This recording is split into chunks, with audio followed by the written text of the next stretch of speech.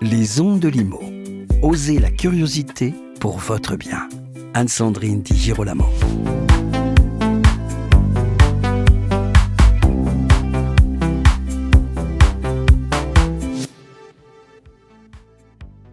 Le Forum Bois Construction est connu pour la qualité de ses conférences et aussi de ses émergences qu'on présente ici et là sous cette magnifique verrière du Grand Palais.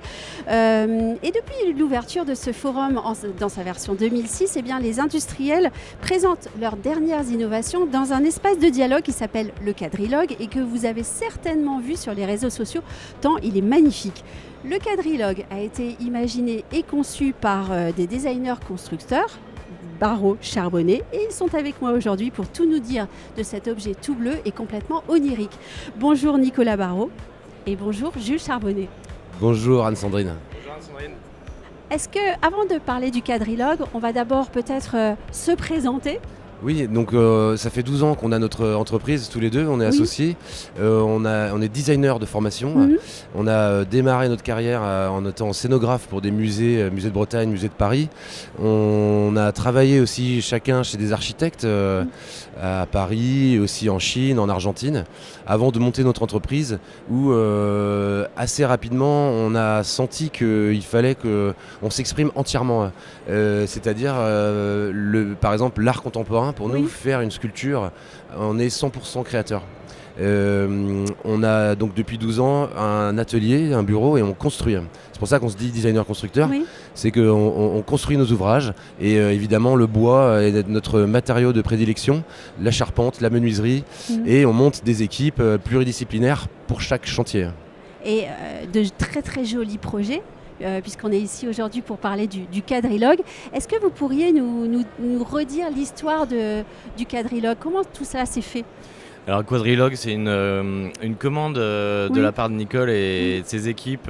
Nicole qui est l'organisatrice du Forum Bois Construction. Tout à fait, du Forum Bois Construction, qui nous a invités il y a assez peu de temps finalement, c'était au mois de septembre, à formuler une proposition pour la tribune des innovations. Alors bien évidemment, cette demande a été soutenue par un de nos collaborateurs qui fait partie du conseil d'administration, Gaëtan Jeunesse, du bureau d'études de CSB. On lui en remercie. Et voilà, au mois de septembre, Nicole nous a dit on a besoin d'imaginer quelque chose de différent. Et assez vite, on s'est dit on n'allait pas faire. On a validé, on a accepté cette proposition, puisqu'on ne fait pas des projets tous les jours au Grand Palais et que c'était pour nous une opportunité de s'exprimer et puis de se confronter avec ce lieu emblématique. Et c'était quoi le cahier des charges ? Alors, le cahier des charges, au tout départ, on nous a demandé de faire une agora. Voilà, une agora, un dispositif d'écoute pour le public en position assise. Donc quelque chose de plutôt circulaire. Et puis, nous, on a assez vite pensé autre chose que l'agora, plutôt une architecture qui vient protéger cette forme architecturale d'écoute et de prise de parole en imaginant cet ouvrage du Quadrilogue constitué d'une coupole. Oui, et j'entends bien les mots grecs, agora, quadrilogue. En fait, on comprend tout de suite qu'on est là pour abriter un discours, en fait. C'est ça ? Oui, tout à fait. En fait, le Grand Palais, c'est une caisse de résonance. Et un salon, ça génère énormément de bruit. Oui. Alors, je vous rassure, les micros marchent plutôt bien. On n'entend pas trop. Super. Tant mieux. Même là, d'ailleurs, il faut tendre l'oreille. Et donc, d'abord, c'était cette espèce de cloche protectrice de cet espace qui accueille, qui est fédérateur, comme tu le disais, Nicolas. On a très vite, on s'est dit, il faut qu'on travaille avec des acousticiens.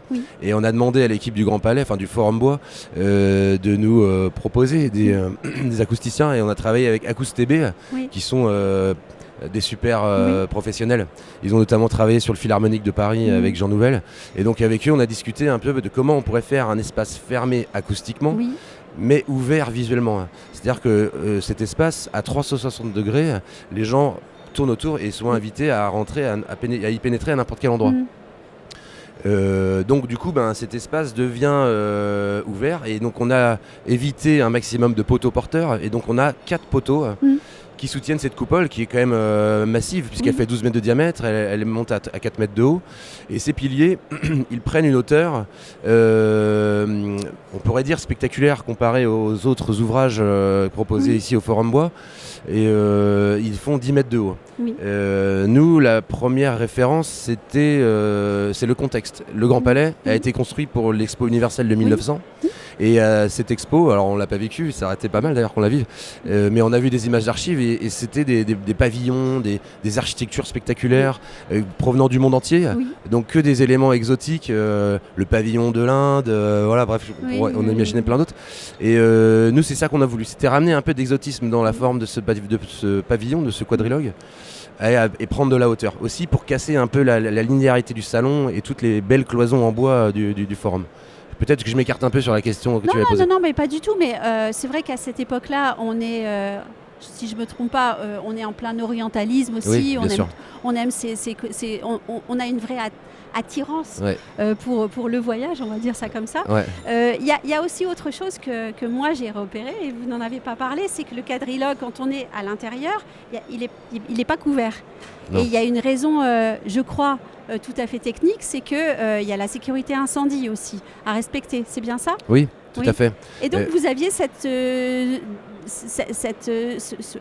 contrainte-là supplémentaire de respecter aussi certaines règles à l'intérieur. Bien sûr, tout à fait. C'est d'abord une volonté esthétique d'avoir ouvert, parce qu'en fait, comme dans un espace liturgique ou une église ou un chœur de cathédrale, on a une lumière zénithale qui vient au centre. Donc on a une ouverture, un oculus qui fait 2,50 m de diamètre et qui utilise la lumière provenant de la verrière du Grand Palais pour la faire pénétrer dans l'espace et donner un peu cet aspect solennel voilà, qui concentre les gens. Oui. Et ça puis embrasse les gens. Ouais, complètement.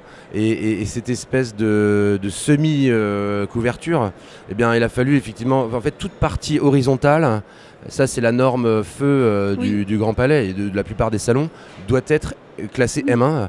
Donc le bois est une essence différente. On l'a travaillé avec une entreprise, Woodena, qui de manière chimique et industrielle arrive à rendre un bois M1, donc anti-feu, et c'est ce qu'on a utilisé sur le dessus. C'est pour ça qu'il y a des changements d'expression de bois quand on monte sur les balcons et qu'on découvre le quadrilogue. Tu veux dire d'autres choses ? On peut peut-être aussi évoquer la couleur bleue et ce que vous avez fait pour avoir ce résultat un petit peu, je ne sais pas si on peut dire doré, mordoré, bleu, qui a évidemment une référence byzantine, mais pas seulement. En fait, il y a un traitement assez intéressant du bois. Ouais, tout à fait. Déjà, avant de parler du bleu, ce qui nous intéressait par rapport à cet ouvrage, c'était de le rendre presque monochromatique. Déjà, dans notre travail, on aime bien aussi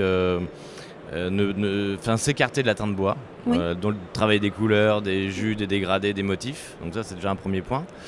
Et puis voilà, cette impression d'un seul objet massif, monomatériau, nous intéressait parce que ça me permet aussi d'avoir une lecture de l'objet, de son volume plus précise, il me semble. Et puis quand on rentre, il se passe autre chose. À l'intérieur, on retrouve toutes les teintes naturelles du bois. Donc on a vraiment un dedans et dehors très différent, un contraste entre ces deux expériences qui nous intéressaient. Et pour finir, pour le bleu, l'idée c'était aussi d'être aussi en résonance avec l'identité visuelle du Forum Bois Construction, donc ce bleu qui a été utilisé sur toute la charte graphique. Et puis voilà, c'était une manière aussi de contraster avec la teinte du Grand Palais vert d'eau qui nous embrasse aujourd'hui, quoi. C'est un joli geste artistique. Ouais, et puis juste pour compléter cette matérialité, le bleu il est pas seul. Si vous voulez, la matérialité du bois, elle a été travaillée. On a sablé tous les panneaux qui constituent la vêture du quadrilogue. On a sablé à haute pression pour retrouver du relief, de la texture. Et ensuite, une fois qu'on y appose cette teinte et ces vernis, on a des nuances. On a des veines de bois qui réagissent différemment au bleu. Et ce qui fait qu'on n'est pas sur des aplats. La lumière prend différemment sur cette surface. Donc voilà, recréer une texture particulière et voilà, propose cette singularité à l'ouvrage, quoi. Avez-vous un off à partager avec nous?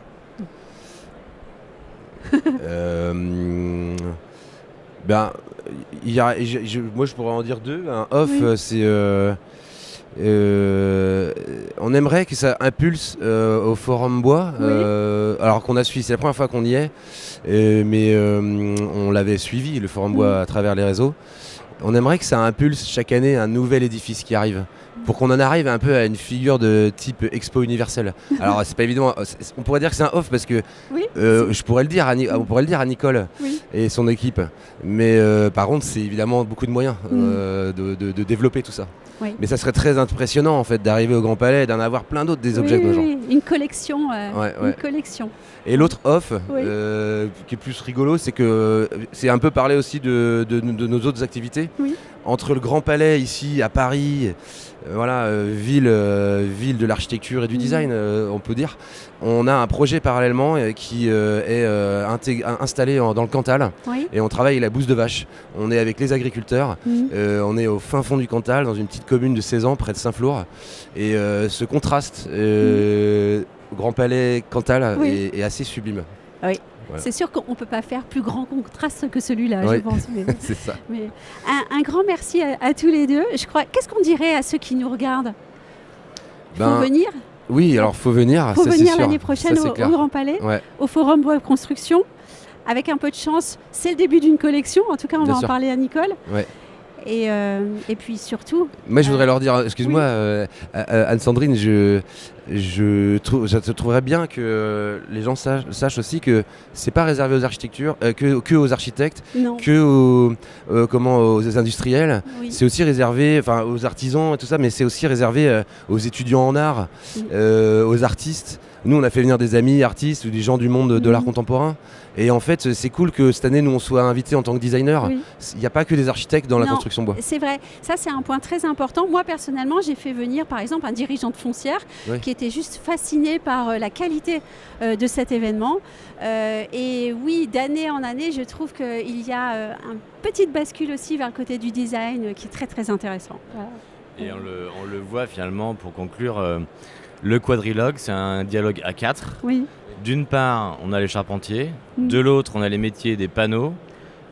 En troisième position, on a les mobiliers. On a travaillé avec un industriel qui nous a permis de faire ces mobiliers qui sont en dessous.